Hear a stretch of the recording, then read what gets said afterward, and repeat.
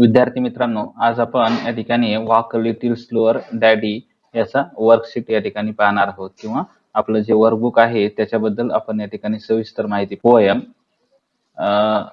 an unknown poet. In this poem, a child is talking to its father, and the importance of the father as a role model is the central idea of the poem.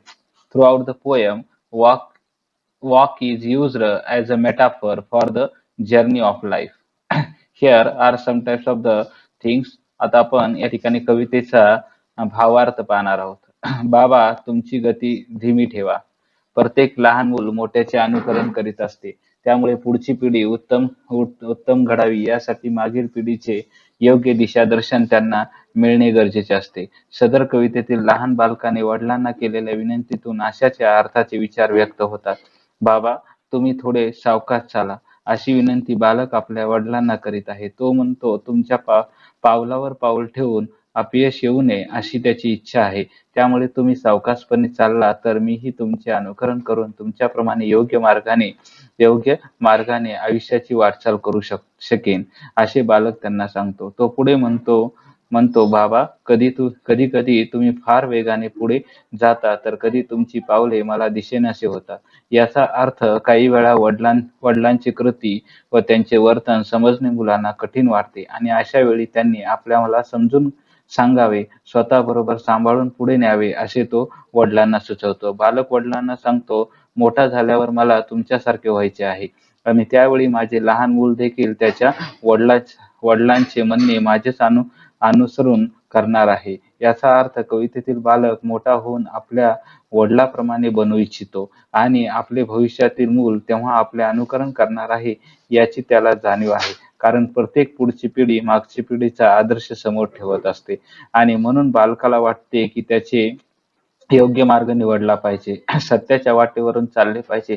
त्यासाठी तो आपल्या वडिलांना धीम्या गतीने पुढे जाण्यास सांगतो. वडील आपले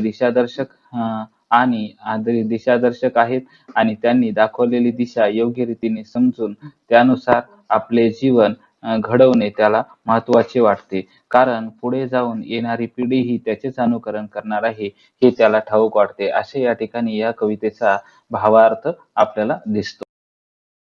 मित्रांनो, सिंपल फॅक्च्युअल क्वेश्चन मध्ये put the word given in a brackets in the proper blanks. The child is talking to its father. The father is talking and the child is following. The child is following. Okay. Activities. विद्यार्थी मित्रांनो, आपण simple factual activities पाहणार आहोत. त्याच्यामध्ये आपल्याला कधी कधी परीक्षेमध्ये रिकाम्या जागा भरा असा प्रश्न एका मार्कासाठी विचारला जाऊ शकतो. त्यामध्ये पहिला क्वेश्चन आहे, the child is talking to its father. The father is leading and the child is following. Second question आहे, what would happen if the child tried to walk fast? जर मुलगा जोरात चालायला सुरुवात केली तर काय होईल? Why? तर if the child tried to walk fast, she will not be able to properly understand the action and thoughts of her father. म्हणजे त्याला त्याच्या वडिलाचे आपले या ठिकाणी विचार कळणार नाहीत आणि will fall to achieve success in a life. आणि यश मिळवताना तो या ठिकाणी पडू शकतो. तर आपल्याला पुढचा एक कॉम्प्लेक्स फॅक्च्युअल अशा प्रकारचा एक क्वेश्चन 2 मार्काला परीक्षेमध्ये विचारला जातो. तर does the word walk refer only to the act of walking and what does the poet actually mean to say? म्हणजे ही जी काही कविता आहे ती फक्त वॉकिंगशी संबंधित आहे का? नाही. No. The word what does refer here only the act of walking. The poet actually wants to say that the father should communicate his thoughts and feeling to the child and help her to learn or become familiar with the ways of life by showing her explaining the child how to behave and act for living the good life. याच्यात हे होतं ना रे, काय म्हणतात त्याला, कर्स. हेच बरं आहे, हे काही दिसेना नाही सर. हा. नेक्स्ट क्वेश्चन आहे विद्यार्थी मित्रांनो, what do the footsteps of the father refers to? Footsteps हा शब्द रेफर काय करतो? The footsteps of the father refer here to the father's mannerism, distinct to and individual gesture, trait of speaking and behavior in his actions and his all other characteristics. This This makes a person successful in a life. Okay, next question आपण या ठिकाणी विद्यार्थी मित्रांनो, third question आहे what is implied in the following lines. तर खालील line हे काय सूचित करते? इम्प्लाइड म्हणजे काय? सूचित करणे. तर sometimes your steps are very fast, sometimes our father action are too quick for the child to follow them properly. म्हणजे मुलानं या ठिकाणी त्या कधी कधी वडिलांच्या ज्या ऍक्शन असतात त्या जोरात असू शकतात आणि मुलाने त्या फॉलो केल्या पाहिजे बरोबरपणे. Sometimes your steps are hard to see. तर कधी कधी तुमचे पावलं मला या ठिकाणी पाहता येत नाहीत. म्हणजे sometimes the action of the father are so difficult that the child can not understand and accordingly. म्हणजे या ठिकाणी कधी कधी वडिलांचं चालणं हे अतिशय या ठिकाणी जोरात असतं आणि त्या समजणं मुलांसाठी अवघड जात असतं. अंडरस्टँड अँड ऍक्ट अकॉर्डिंगली, त्याप्रमाणे वागणं त्याला अवघड जातं. तर विद्यार्थी मित्रांनो, आपल्याला कधी कधी रायमिंग प्रश्न विचारला जातो. Find and write the pairs of rhyming words from the stanza. Small fall, see me. आता आपला या ठिकाणी दुसरा आपण जो काही स्टांजा आहे तो या ठिकाणी पाहणार आहोत. तर आपल्याला या ठिकाणी हा स्टांजा समडे पासून ते या ठिकाणी फॉलो यू पर्यंत देण्यात आलेला आहे. तर त्याच्यातला पहिला क्वेश्चन हा आपल्याला रिकाम्या जागा भरा किंवा अशा प्रकारचा ब्रॅकेटचा आहे. तर someday the child will become a father. And second question is the child does not wish to fall while following its father. अशा प्रकारच्या दोन रिकाम्या जागा आपण पाहिलेल्या आहेत.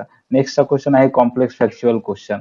तर what qualities of your parents elder would you like to adopt.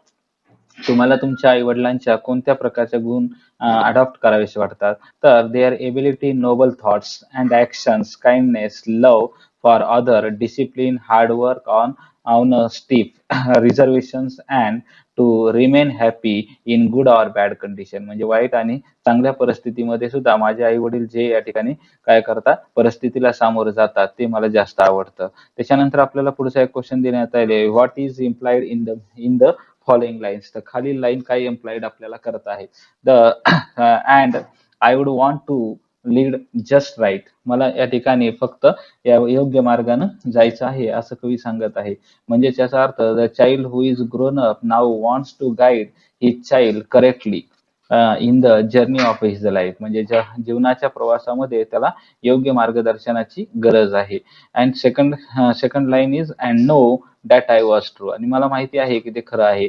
The grown of the grown of the grown up child is confident about his opinion. आणि जो काही ग्रोन अप मुलगा आहे तो काय आहे, आपल्या मताशी कॉन्फिडंट आहे. Judgement and action in a life and she was correct and sincere throughout his life like his father.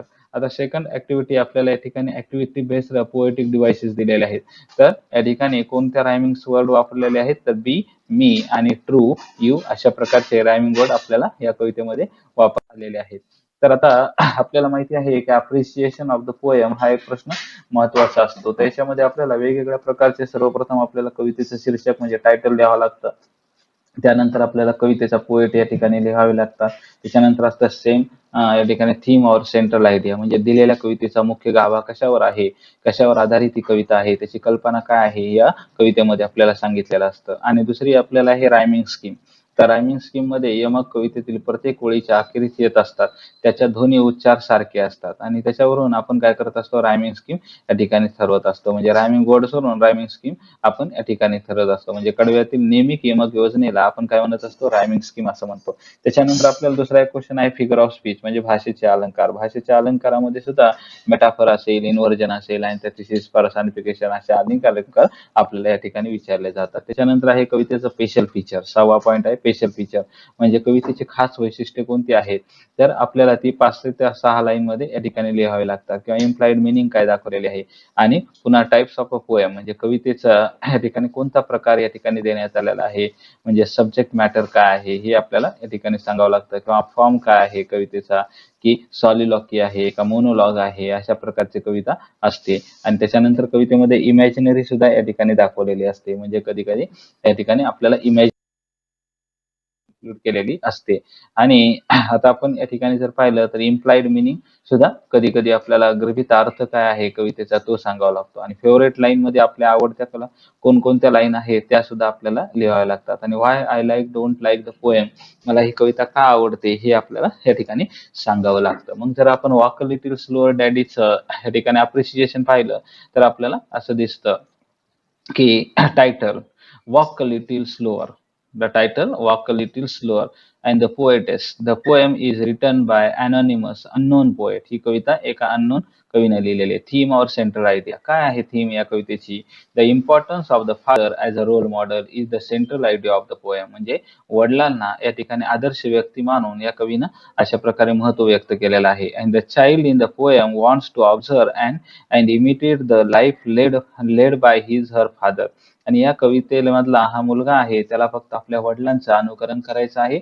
And hence the child request the father to be more considerate towards his her needs, आणि म्हणून या ठिकाणी मुलगा वडिलांना सांगत आहे की तुम्ही नेमस्त बना माझ्या गरजेशी बाबत. रायमिंग स्कीम काय आहे? The rhyming scheme of the poem is ABCB and figure of speech काय आहे तर अलिट्रेशन, अनुप्रास अलंकार आणि एक्सटेंडेड मेटाफर सुद्धा या कवितेमध्ये वापरण्यात आलेला आहे. तर स्पेशल फीचर काय? This poem is a dramatic monologue, ही जी काही कविता आहे ती एक ड्रामॅटिक मोनोलॉग आहे. Dramatic monologue is a kind of a poem in which the speech does not reveal that the poet's own thoughts, म्हणजे या ठिकाणी कवीने स्वतःचे विचार रिव्हील केलेले नाहीत, तर या ठिकाणी उघड केलेले नाहीत. Instead the thought of the character speaking are expressed, म्हणजे जे कॅरेक्टर बोलत आहेत वडील आणि मुलगा जे बोलत आहे ते या ठिकाणी एक्सप्रेस करण्यात आलेलं आहे. आणि आता फेवरेट लाईन कोणती आहे तर आपली my favourite line is I am following in your food steps and I don't want to fall and I will have a little child who will want to follow me, अशा प्रकारची माझी आवडती line आहे. तर why I like the poem, मला ही कविता का आवडते तर I like this poem of its its share simplicity, मला या कवितेची सिम्प्लिसिटी आवडते. There is not a single difficult work word, या ठिकाणी कुठल्याही प्रकारचा अवघड शब्द नाहीये किंवा in the poem, and this helps me understand the poem fully, आणि त्यामुळे मला ही कविता चांगली समजते. Even the implied meaning are easy to guess, आणि अर्थ सुद्धा कळणं अतिशय सोपं आहे. तर विद्यार्थी मित्रांनो आणखीन एक प्रश्न आपल्याला विचारला जातो व्होकॅब्युलरी फोकस. तर या ठिकाणी आपल्याला काही संबंधित असे शब्द सांगायला सांगितलेले, तर find more pairs of related word, त्याच्यामध्ये आहे या ठिकाणी पहिला शब्द आहे टीचर स्टुडंट, त्याच्यानंतर give take, owner servant, big small असे शब्द आपल्याला देण्यात आले. त्याच्यानंतर आहे doctor patient, make bake come go read write असे शब्द आपल्याला या ठिकाणी लिहावे लागतात. तर जर आपण विचार केला तर आपल्याला काही या ठिकाणी असे प्रश्न दिलेले आहेत. Write as many phrases or sentences as you can using a little, म्हणजे लिटल या शब्दाचा वापर करून तुम्ही किती प्रकारच्या फ्रेजेस तयार करू शकता हे तुम्हाला सांगण्यात आलेलं आहे. आता तुम्हाला माहिती आहे फ्रेजेस म्हणजे काय, म्हणजे काहीतरी अर्थ असलेल्या परंतु पूर्ण अर्थबोध न करणाऱ्या शब्दांच्या समूहाला आपण फ्रेज असं म्हणतो, बरोबर. मग या ठिकाणी कोणकोणत्या फ्रेज आहेत? A little while, I need a little, I need a little, more time, okay, a little earlier, a little old lady, a little confusion, I found him a little a matter, a little improved. आपण या वाक्यामध्ये सुद्धा याचा वापर करू शकतो. I saw a old lady, old lady. I saw a little old lady yesterday. I saw a little old lady yesterday असं आपण या ठिकाणी म्हणू शकतो. आता याच्यामध्ये काही ग्रामर फोकस मध्ये सुद्धा आपल्याला काही क्वेश्चन देण्यात आलेले आहेत. त्याच्यामध्ये आपल्याला असं सांगण्यात आलेलं आहे frame three sentences which is related with progressive. Progressive म्हणजे काय? Present continuous tense. तर प्रेझेंट कंटिन्युअस टेन्सचा अर्थ आपल्याला माहिती आहे, किंवा पास्ट कंटिन्युअस असेल, फ्युचर कंटिन्युअस टेन्स, तर याच्यावर आपल्याला लिहायचे आहेत. म्हणजे he was making kites for his brother, पहिलं वाक्य आपण पाहिलं. त्याच्यानंतर she was writing many letters, आणि राम इज लाफिंग कंटिन्युअसली असे वाक्य आपण या ठिकाणी पाहिलेले. त्याच्यानंतर आहेत frame at least three sentences that show future action. Future action दाखवणारे वाक्य लिहा. तर he will be 16 years old in 2018. Okay, we are going to Mahabaleshwar, आम्ही महाबळेश्वरला जात आहोत नेक्स्ट वीक, पुढच्या आठवड्यामध्ये. When who will become PM next year, म्हणजे पुढच्या वर्षी कोण या ठिकाणी पीएम होईल असा प्रश्न आपल्याला विचारण्यात आला. तर याच्या ठिकाणी रायटिंग स्किल सुद्धा महत्वाची आहे विद्यार्थी मित्रांनो. तर रायटिंग स्किल मध्ये सुद्धा आपल्याला काही क्वेश्चन देण्यात आलेले आहेत. Discuss the following and write the summary of your discussion in the form of a bullet point. तर बुलेट पॉईंट मध्ये तुम्हाला या ठिकाणी सांगण्यात आलेलं आहे की लिहा याची समरी लिहा. तर how are certain ideas custom knowledge and passed one from generation to the next. म्हणजे एका पिढीकडून दुसऱ्या पिढीकडे आयडिया कशा जातात. तर preserved by forefathers and passed on to few generation. म्हणजे एका वडिलाकडून दुसऱ्या वडिलाकडे किंवा आपले जे काही फॉरफादर्स असतात त्यांच्याकडून जनरेशन टू जनरेशन जातात. त्याच्यानंतर काय continue exist to till this date. आणि आतापर्यंत सुद्धा त्या अस्तित्वात आहेत. किंवा मायथॉलॉजिकल लिटरेचर म्हणजे जे पौराणिक अशा प्रकारचे रामायण महाभारत असेल, वेदात असेल, folklores, fables, arts install cultural values into them. याच्या माध्यमातून सुद्धा या ठिकाणी आयडिया जात असतात. त्याच्यानंतर known to them through celebration of festival and religious ceremony. या ठिकाणी धार्मिक अशा प्रकारचे कार्यक्रम किंवा वेगवेगळ्या प्रकारच्या कार्यक्रमातून सणातून या ठिकाणी आयडिया एकूण एकाकडे जात असतात. आणि प्रत्येक कम्युनिटी नाही, every community wants to preserve their cultural heritage because of their constructive conservative mindset. म्हणजे प्रत्येकानं आपला एक संवर्धन अशा प्रकारचा माइंडसेट निर्माण केला तर आपण समाजामध्ये या ठिकाणी ह्या गोष्टी फिरू शकतो. त्याच्यानंतर आपल्याला विद्यार्थी मित्रांनो आणखीन एक क्वेश्चन दिलेला आहे की is it necessary for children to follow the footsteps of your forefather. म्हणजे मुलांनी या ठिकाणी त्यांच्या आई वडिलांच्या अनुकरण स्वीकारायला पाहिजे का. तर yes, it is necessary to follow the footsteps of our forefathers. म्हणजे आपण आपल्या आई वडिलांचं या ठिकाणी अनुकरण करायला पाहिजे किंवा पंजोबांचं अनुकरण करायला पाहिजे, आजोबांचं. Because of its important in a life. कारण ते जीवनामध्ये महत्वाचं आहे. And the moral values its involve. आणि त्याच्यामध्ये नैतिकता सुद्धा या ठिकाणी समाविष्ट झालेली आहे. Traditions and customs are based on superstitions which cannot be explained by reasons for science. कारण सायन्स मध्ये तशा प्रकारचं एक्सप्लेन केलेलं नसतं. तर have to accept good modern ideas. आपण नवीन नवीन आयडिया सुद्धा ऍक्सेप्ट करायला पाहिजे. And to safeguard the moral standard of people which is declining everywhere. आणि safeguard the moral standard of a people which is declining everywhere. जिथे जिथे आता या ठिकाणी नाहीसं व्हायला लागलेलं आहे ते सुद्धा आपण या ठिकाणी. त्याच्यानंतर विद्यार्थी मित्रांनो आपल्याला एक पुढचा क्वेश्चन देण्यात आलाय. Do you have a role model. तुम्हाला एखादा रोल मॉडेल आहे का.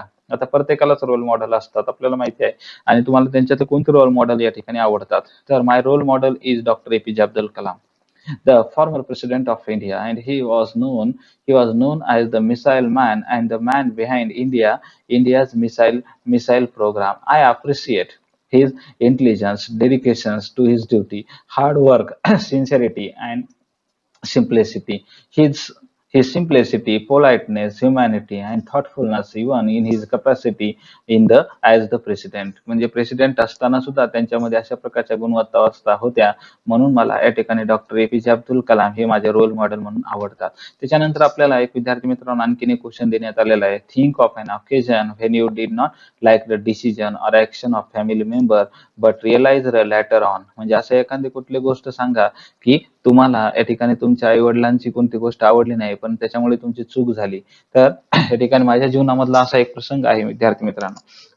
our class went for a trip to Lonavala. Before going there, all elderly persons warned me not to venture and risky place, especially if it is a river. If it is a river, at river, some started some started swimming in it. I also tried to enter the river, and but suddenly slipped and fell into the river. I did not know swimming. I began to drown. I was terrified and cry for help. One of our teachers knew swimming.